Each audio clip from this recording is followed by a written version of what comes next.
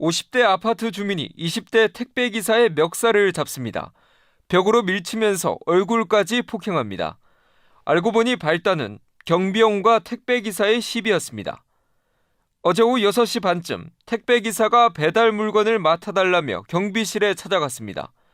하지만 60대 경비원은 6시가 넘었다며 물건 수령을 거부했습니다. 화가 난 택배기사는 언성을 높였고 마침 지나가던 50대 주민이 예의가 없다며 기사를 폭행한 것입니다.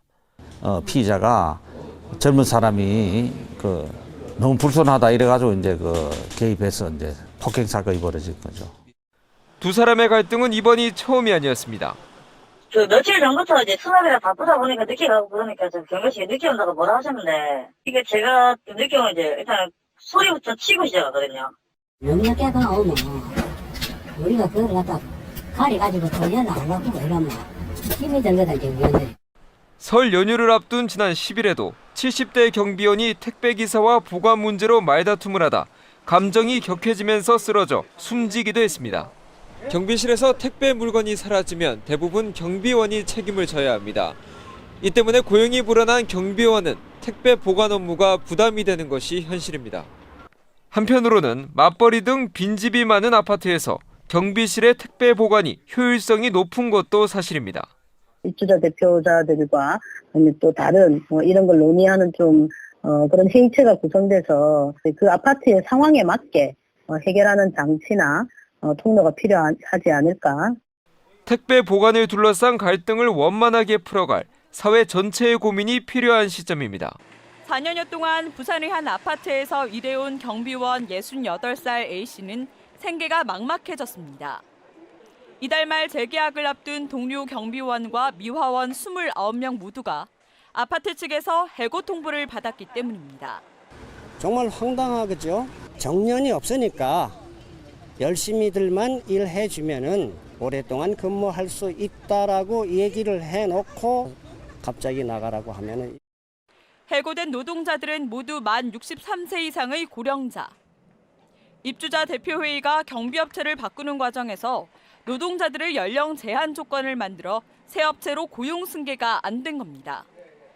당장 다음 달 1일부터 경비원들이 해고될 위기에 처하자 아파트 입주민들이 반대 서명에 나섰습니다. 하루 만에 850여 세대 가운데 500여 세대가 해고에 반대한다고 서명했습니다. 이 경비원은 주민들과 밀접한 관계에 있거든. 그럼 밀접한 관계에 있는데 이런 관계에 있기 때문에 주민들의 의견이 존중돼야 되는 거라. 입주자 대표회의 측은 공개 입찰 시 업체들을 공정한 조건으로 심사하기 위해 기준을 만들었다는 입장입니다. 용역 회사하고 다리 주차하고 계약만 하는 거지 또 경비원 쓰고 해고하고 용역회사에 사는 거지 우리하고 자주 가있는 게 아니라. 현행법상 노동자의 동의 없이 연령 등 취업 규칙을 바꾸는 것은 불법입니다. 해당 경비업체는 입주자 대표회의의 요구를 따를 수밖에 없다는 상황. 29명의 생계를 놓고 입주민들의 우려도 잇따르는 만큼 신중한 재논의가 필요해 보입니다. 70살 류재영 씨는 부산의 한 대단지 아파트에서 경비원으로 12년째 일하고 있습니다. 하지만 류 씨는 최근 아파트 관리사무소로부터 이번 달까지만 일하는 것으로 해고 통보를 받았습니다. 류 씨와 함께 일하는 11명의 경비원들도 마찬가지. 겨울이 다가오는데 갑자기 일자리가 없어질 상황입니다. 삶의 마지막 직장이라고 생각하고 최선을 다해서 열심히 노력하고 했습니다. 해고를 시키는 데 대해서 너무나 안타깝고. 관리사무소가 비용 절감을 위해 용역업체와 계약을 맺고 주차 자동화 시스템을 설치하면서 용역업체 소속 경비원 6명이 일하기로 했기 때문입니다. 매일 보던 경비원들이 모두 해고 위기에 처하자 입주민들도 반발에 나섰습니다. 특히 관리사무소에서 이유로 내세운 비용 절감은 터무니없다는 주장입니다. 경비원들이 받는 월급이 200만 원 정도로 매달 2,400만 원 가량이 드는데 용역업체에 지급하는 비용은 매달 3천만 원 정도라는 주장입니다. 월 수수료가 3천만 원입니다. 그러면 결론적으로 600만 원이 더 나가는 결과가 생기는데 과연 이게 뭐가 세이브가 되는 거 주민들을 위해서 뭐가 도움이 되는지. 관리사무소 측은 외부 주차 통제를 위해 자동화 장비가 필요한 상태이며 자동화 장비 비용과 기존 경비원들의 보험료 등을 추가로 고려하면 비용은 절감된다고 입장을 밝혔습니다. 초등학교에 들어서면 나타나는 경비실. 이 학교의 경우 경비실을 지키는 아저씨를 다음 달부터는 볼 수 없게 됐습니다. 이번 학기 들면서 경비 인력을 없앴기 때문입니다.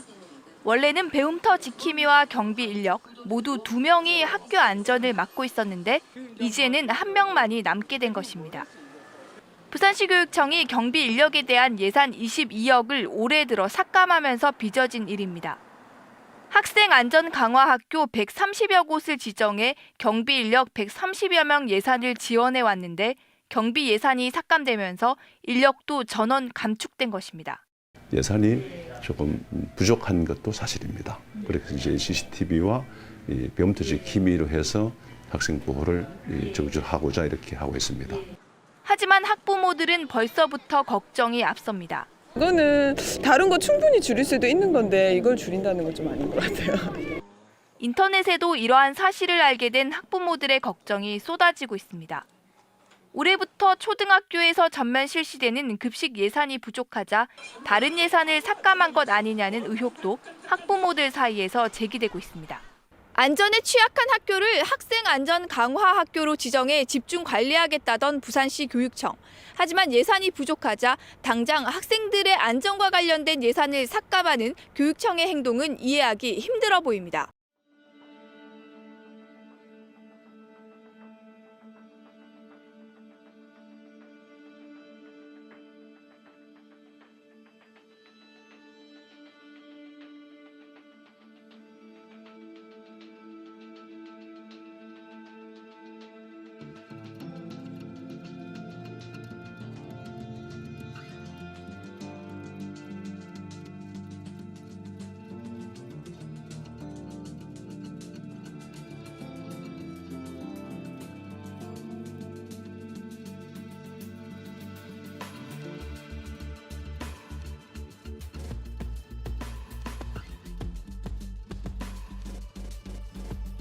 개선된 근무 환경을 보장받는 경비원은 드뭅니다.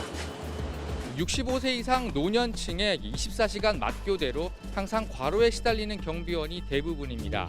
하지만 근로하는 곳에 냉난방 시설이 없고 별도의 휴게 시설이 없는 아파트도 아직 많습니다.